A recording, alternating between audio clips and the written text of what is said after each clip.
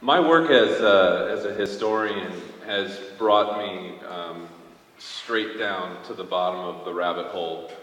And every so often I find the language to peek my head out and connect with the rest of the world in my classroom in trying to take ideas that I've ascertained in my master's degree in history and use them as I teach my class.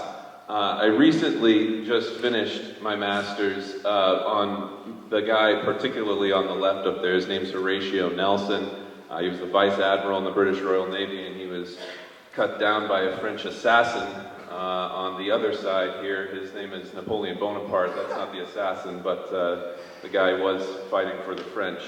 Napoleon was the arch enemy of Horatio Nelson, and my thesis in a nutshell was about how those two gentlemen constructed their careers by utilizing patronage, deference, and information brokering in networking in the people around them to advance their position within both the very rigid social structure of the British society as well as the Navy itself. For those of you that are not so familiar with patronage, deference, and information brokering, these are the factors of networking that I was analyzing through a close letter analysis of the various communications that these gentlemen had with both social and military superiors and subordinates. And the reason that I chose this particular area of study is because we think today of social networking as being a modern phenomenon.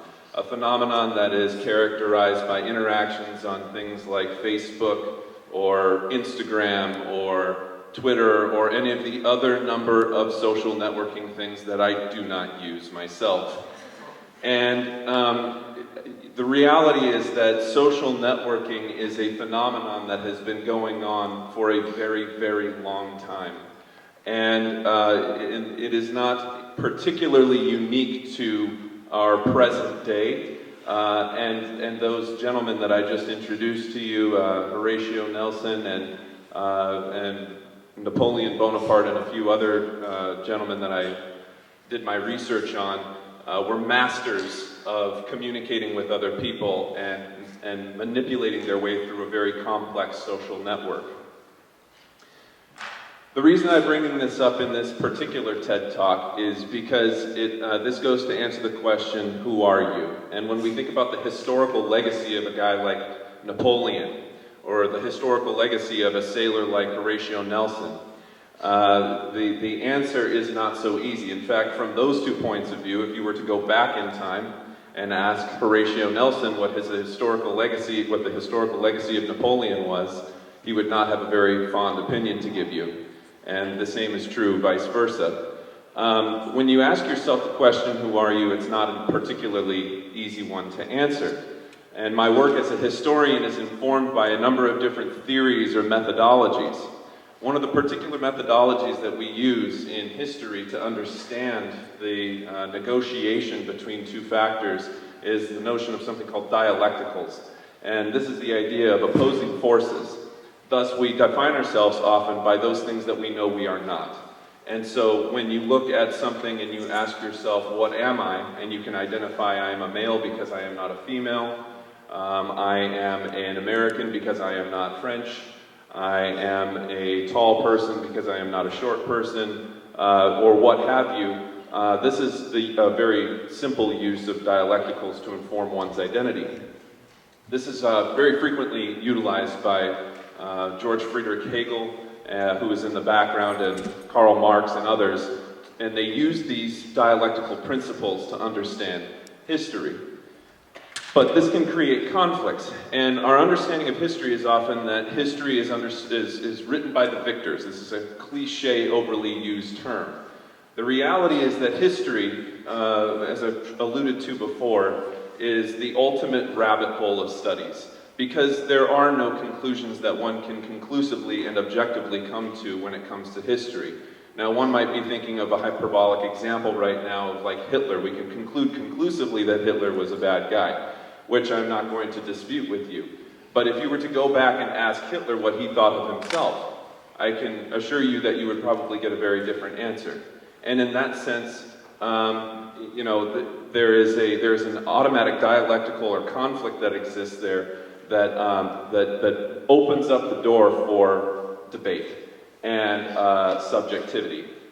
We understand history not through victors, but through what we call discourse. Discursive shift is when what is known or understood about a particular time or place or event or person or what's right, wrong, up, down, left, right, black, white, whatever, is we are all swimming in that at any given point. And these discourses change over time. And I can give you a number of examples of them, and I will in just a moment. One of the people who has studied this very deeply is a French historian by the name of Michael Foucault, who says that our understanding of various elements of history, in fact, our very understanding of ourselves, is in fact informed by a number of institutions.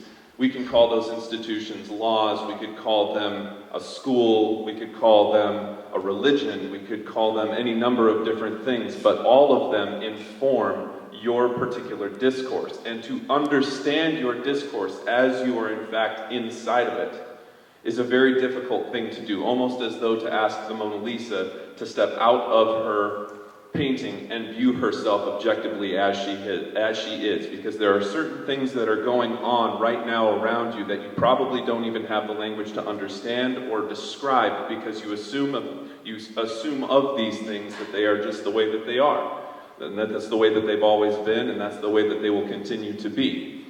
Certainly this would have been the case for the French nobility leading up to the French Revolution in 1789, but that was not the case in 1799 or in 1809, 20 years later.